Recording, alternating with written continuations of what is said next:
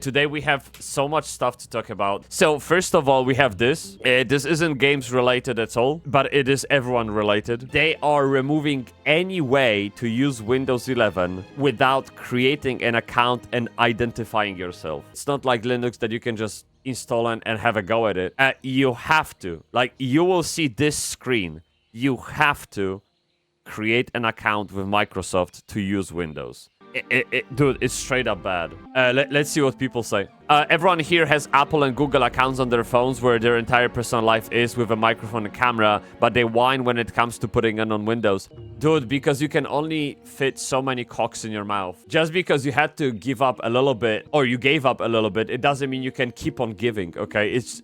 What is this mentality? You have to draw the line, and to be honest, based on what's happening on the market, I would see people going reverse on their decision. Like, literally running away from Google, running away from Apple. Linux cost me $7 let's say. I needed a USB drive. Now I can install Linux on all the devices like a god. Finally, fun fact, I installed Linux yesterday on a machine and I already broke it. Well done me. It's been the year of the Linux desktop for the past 25 years. Absolutely. People have been migrating from Windows to Linux like crazy. More users on Linux means more reason for apps to target Linux, which means improved use. Yes, I mean, it always goes this way. If you have a mass market or if you have plenty of customers, enough of customers, there will be people willing to invest time for those customers to improve their experience and potentially make money, but it works both ways, right? So that's good. Chat, this is Windows for you. Welcome. But in any case, next news, we have Drakantos. Do you guys remember Drakantos? We played Drakantos on a playtest a while ago, and we had hella fun. The biggest issue with the game, it was movement, and they fixed it. Look, it was somewhere here. Look at this. So they completely removed tap targeting in the game. They fixed walking. You can actually walk diagonally. It's very responsive now, the WASD. And also, now you can target with your mouse. It's pretty cool. Oh, there's another one. 1 second. Yo, this is amazing, man. This is such an improvement. Well done. It really is a great game. It's a little bit on the cozy side. It's a little bit on the easy side. But man, it's beautiful. It's a beautiful, beautiful game. An eagle eating a horse? It's a little bit on the cozy side. It's like Griffin, maybe. That's brutal. Drakantos was available in the playtest back in June or July, somewhere there. And we played a little bit. There was a fair amount of criticism coming from us, but it was mostly to do with movement and combat. They fixed fucking everything. They changed the entire game. And let me see if there's like a new video, maybe.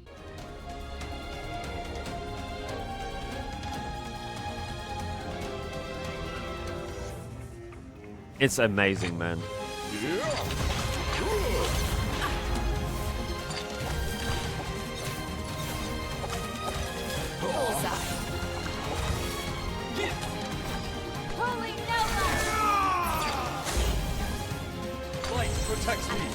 This is an old trailer. You can see how crude the combat is because of the way characters rotate. Wait for it.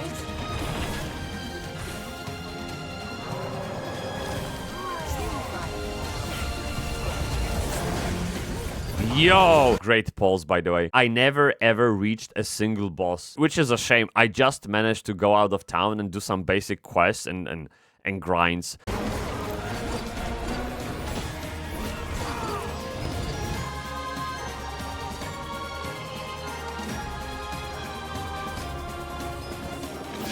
Oh no. This is where they eat the horse.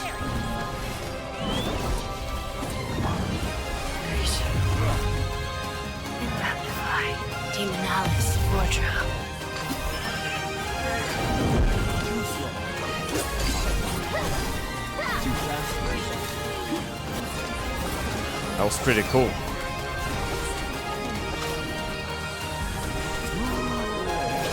Guy literally looks like from Horde, like Garrosh. Oh, Sarufang maybe. Yeah, probably Sarufang actually. This is straight up from World of Warcraft, man.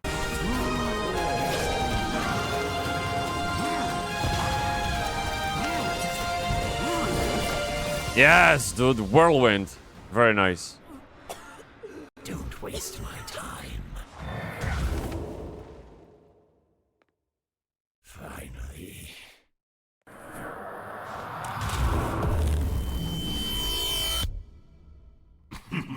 Man, insane how this is like an indie MMO with lore, with dialogues, with diverse classes. Dude, there's like 10 or 12 classes. No, it's 20 playable heroes. Oh yes, I remember now. So they don't have classes per se, they just have predefined characters. Kind of like in Overwatch, you have a character that does X, Y, and Z. I think we had a comment at one point when we were looking at this game for the first time that those characters remind us about World of Warcraft a lot. Like this is straight up Gul'dan, Anduin, right?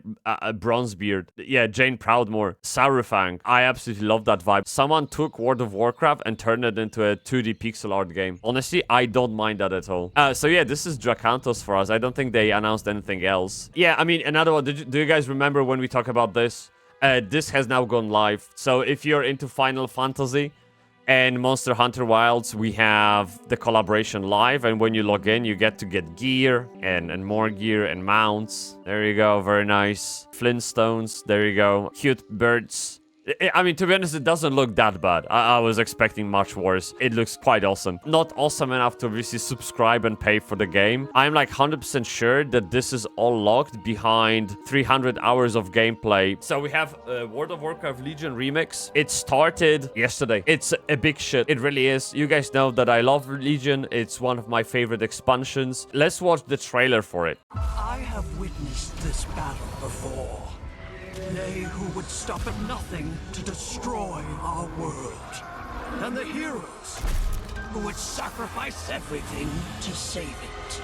This is the timeline you know. But the past, like the future, is never etched in stone.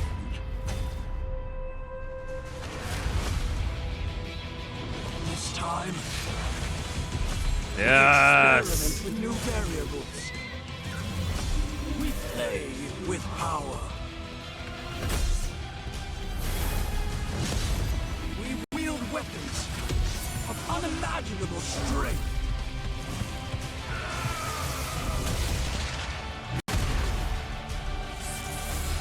Many dangers lurk beneath the shifting sands of time.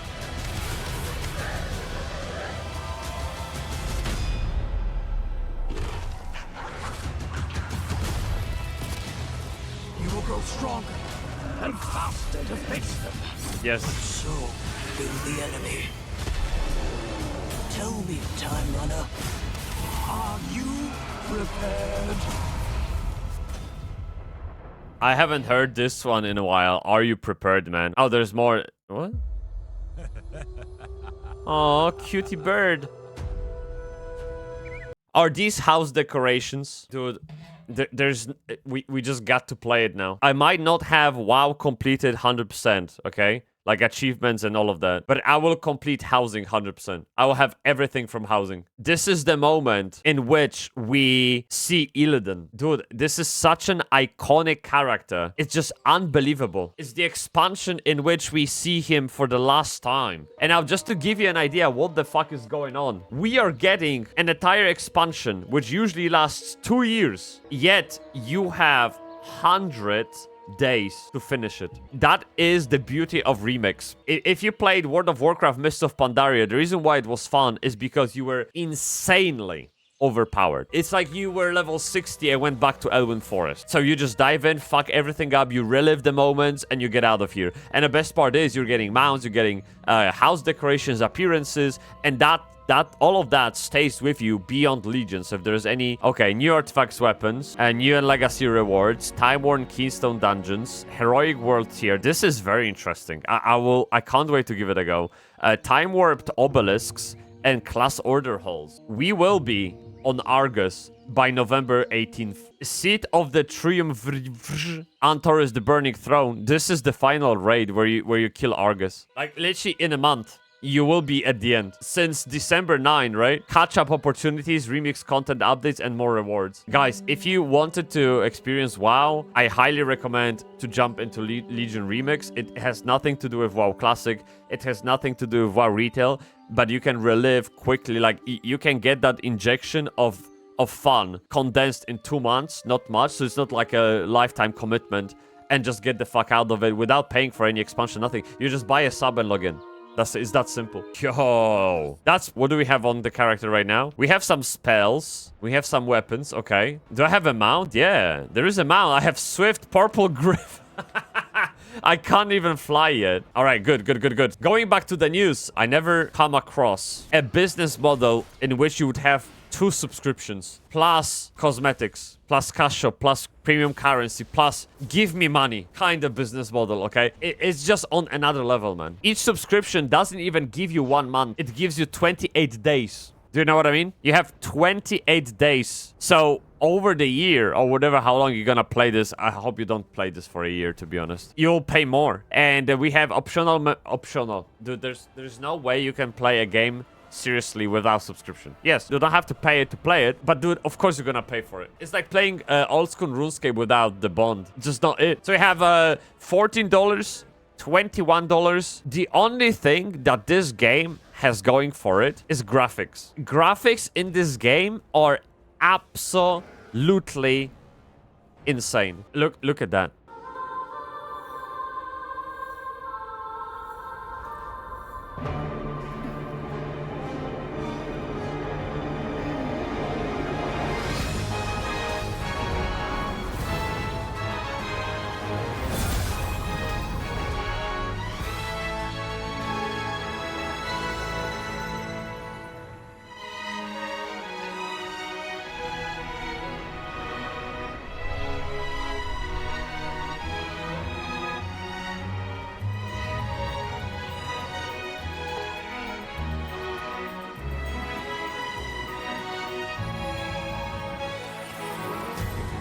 How? This is actual in-game footage, man.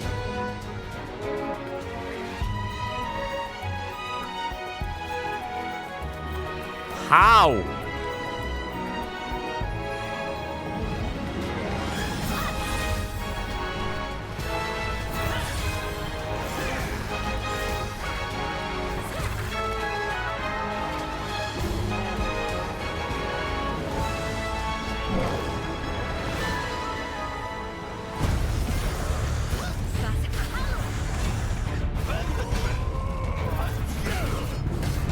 Dude.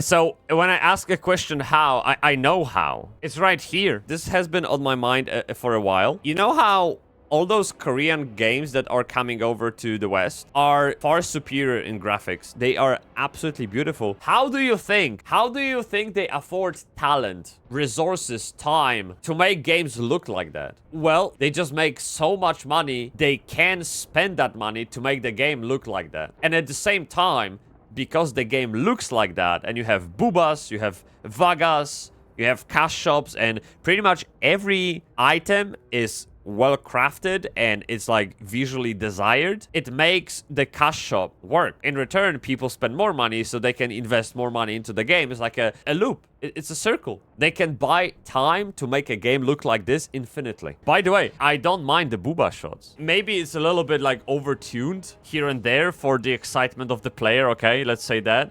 But I'd rather have this than Concord. I don't mind this. I really don't mind. It's fine. It's a great, beautiful, healthy woman on the screen. That's it. But why does it have to come at the cost of this? I think this game will be exactly like Throne and Liberty. You give it a go for a month or two. The minute I have to subscribe to do anything, or the minute I feel at huge disadvantage over a person that's subscribed, I quit. I did that with Throne and Liberty, and I would do the same with Aion too. South Korea and Taiwan only in November.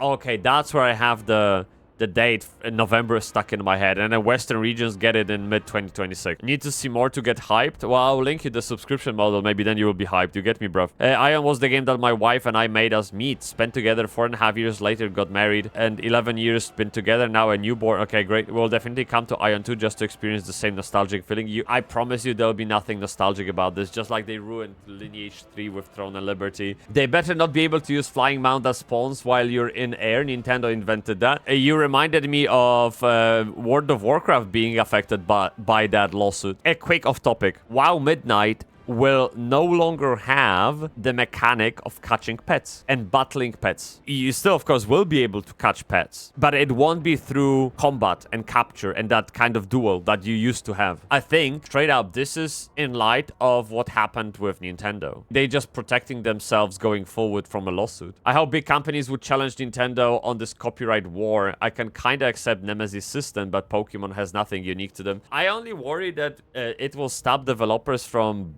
building games to the full extent of their imagination. As a small creator, you can't afford to fight Nintendo in the court. And so you will deliberately design your game at the detriment of the quality of that game, only to avoid any consequences from potential consequences from Nintendo, because you never know when they decide to knock on your door. Nintendo does absolutely nothing to make me like it. How can you be so anti-consumer company and still exist? They may not care about the player and all of that, right? But they care about money. And I think the minute they can feel the consequences of their actions impacting their bank account balance, they will quickly switch. It's like companies around DEI that was popular back in 2020. Everyone was about diversity. Everyone was hiring for diversity.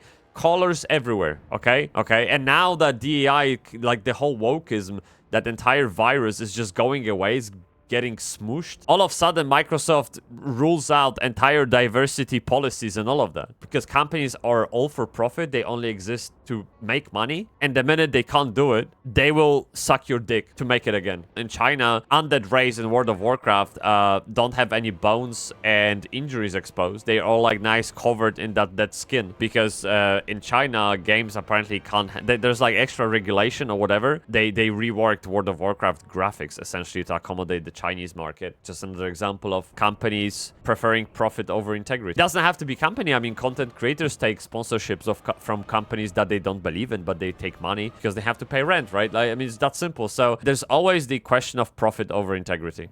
It hurt. Chat, do you remember the game called Dune Awakening? Dune Awakening has been doing layoffs in the wake of Dune Awakening's huge success. So with that definition of success, they have been doing layoffs, okay? And according to memo released to Game Industry Biz, the Tencent-owned studios laying off an unnamed number of devs as it ramps up for Dune Awakening's console launch. It doesn't say that they are doing layoffs from Dune Awakening team. They're doing layoffs from the company standpoint of view, which probably means they are getting rid of developers that worked on older titles like Age of Conan and Conan Exiles, because Dune Awakening has been essentially the bread earner for the past few months. They are probably just moving resources to the title that has the most revenue potential. Again, speaking of money for the company, I mean, they exist to make money, right?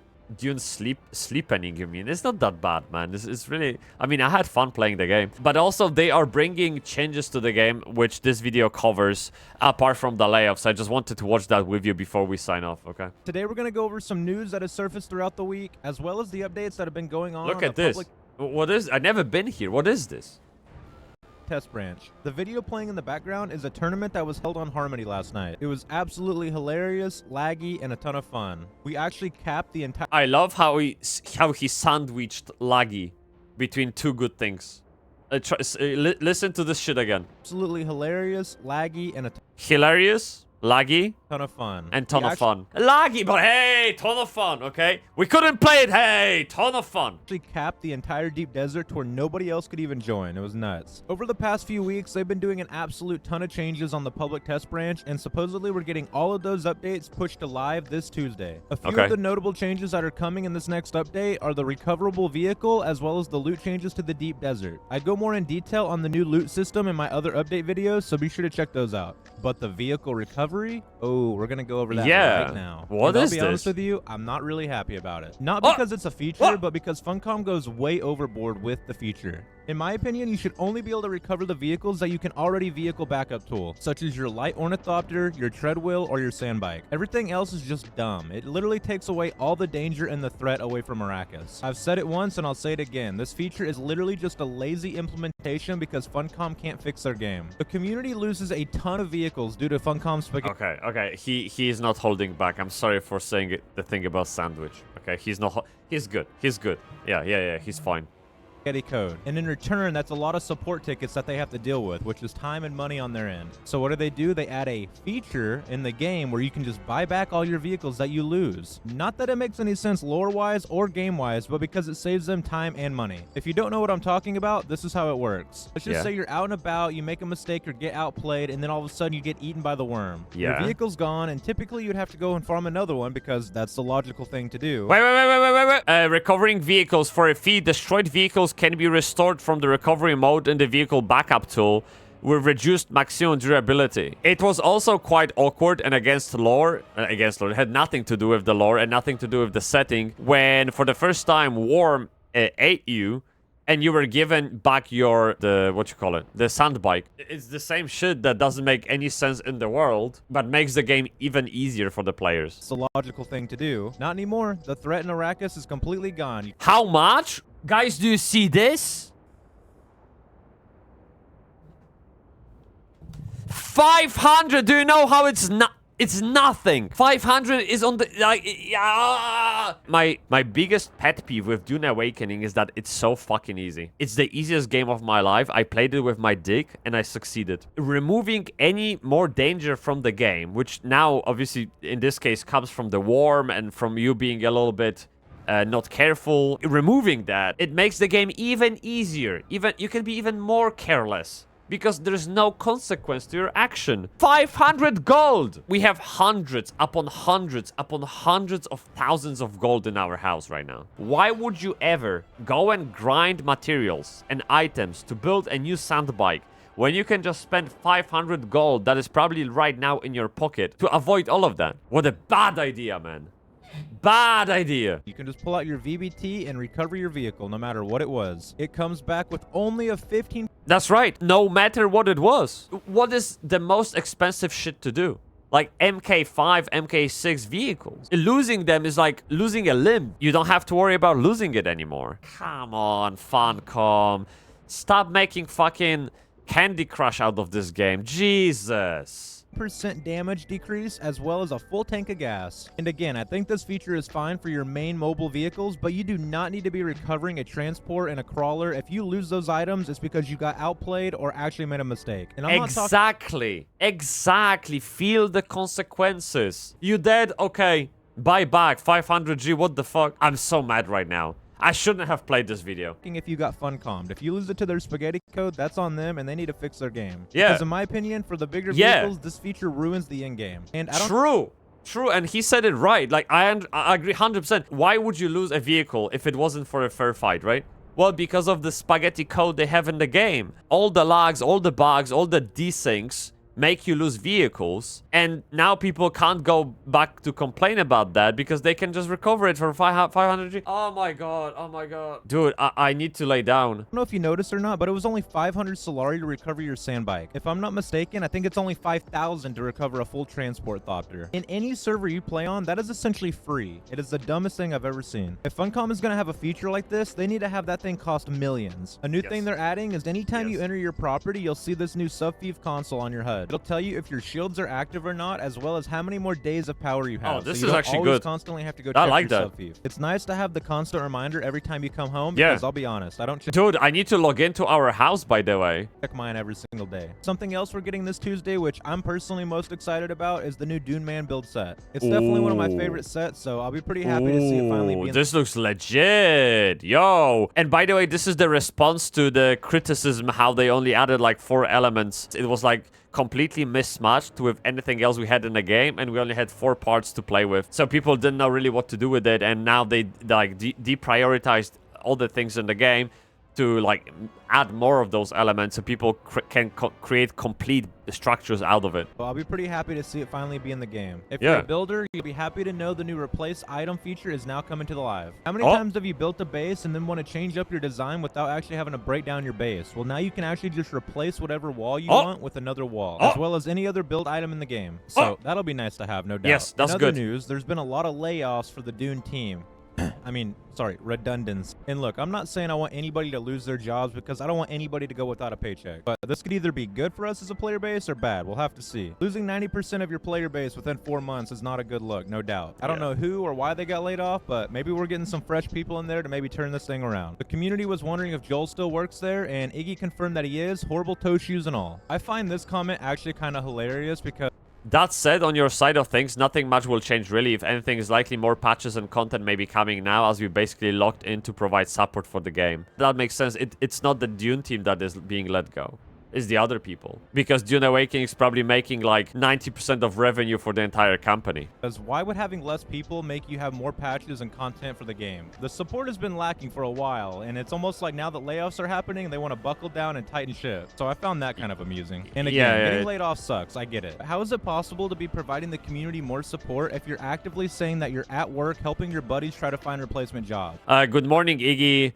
It's sad and I feel for those folk, whoever they might be. I hope they quickly find new work and continue to show off their talents. Yeah, these things turbo suck. Even if affect on being on this end of things is also sad. Survival guilt is a thing, lol. Okay, see. Yep, that's what we're focusing on now, trying to find them a spot elsewhere. I'm less active here because of that too. I'm using a bunch of my time getting people in contact with some of my contacts in other studios. That's actually good. That's only the fair thing to do. And then saying you're less active doing your job because of that. It doesn't really make much sense to me. Finding your buddy a replacement job is something you can do off the clock, in my opinion. But what do I know? But hey guys, Dune Awakening got nominated for PC Game of the Year. Go vote for us. Dude, that's fucking savage. That is straight up savage. I love you. Oh, man.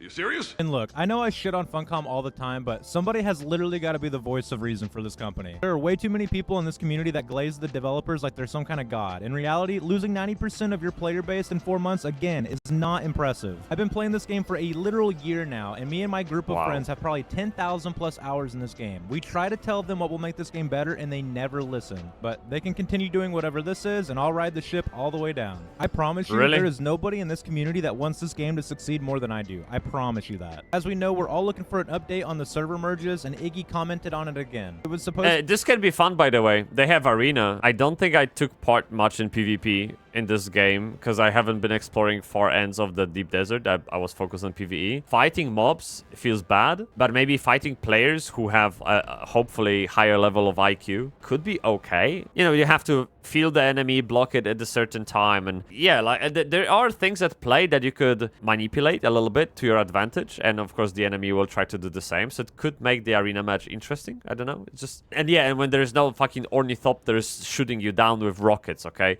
Again, when you put it on the level playing field, this can be good. To be talked about in the next dev live stream, and on the 18th of last month, Iggy stated that it should be about a week or a week and a half from then, give or take. And now here it is, the 5th of October, and the ETA for the dev live stream is still in the air. There's a bunch of things they need to figure out. Maybe it's the redundancies. So when are server merges coming? Your guess is as good as mine. Nobody knows. I don't even think the developers know. If you're playing on a dead server, just go ahead and make a new character on Harmony. That's where everybody's at anyway. It's a lot of fun. I won't be doing a new character on Harmony because I've already invested 700 hours into this game, and I'm not gonna probably not like 300, maybe 400, and I'm not gonna put that into a new character just because the company doesn't know how to manage game population. Like, this is ridiculous. I will quit the game before doing that. Over there, I've been having a blast. It is what it is. I have been live streaming on both YouTube and Twitch. We've been getting into a lot of shenanigans in Harmony, a lot of PvP, a lot of action, a lot of RP. I'll drop the link to that below if you want to tune in on the next one. As always, thank you guys so much for supporting my content. By the way, this guy's my YouTube members for really helping me be able to do this. Becoming a member gives you exclusive perks and rewards, as well as support me as a creator. Yeah, no, I really like this guy. Insta subscribe and like really cool take.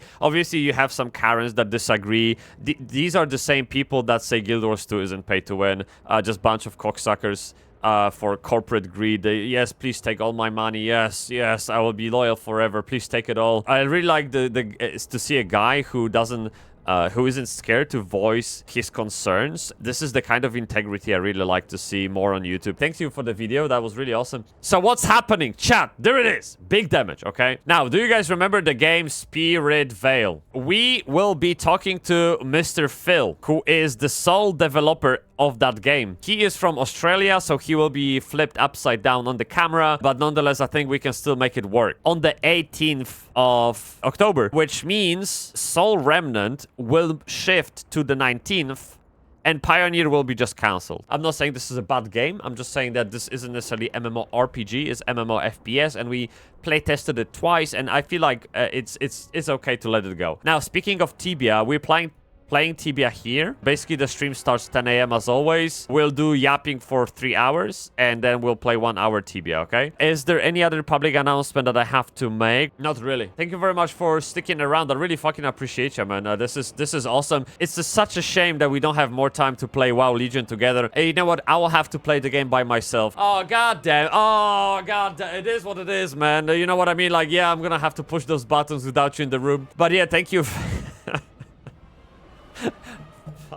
Thank you very much. I'll be going now, and I will see you on Saturday again. As always, I wish you a fucking great day, great week, great weekend, great dicks, lots of dicks, and stay Bybsie. That's the most important one, okay? Stay Bybsie, everyone. May the cocks be with you. Subscribe.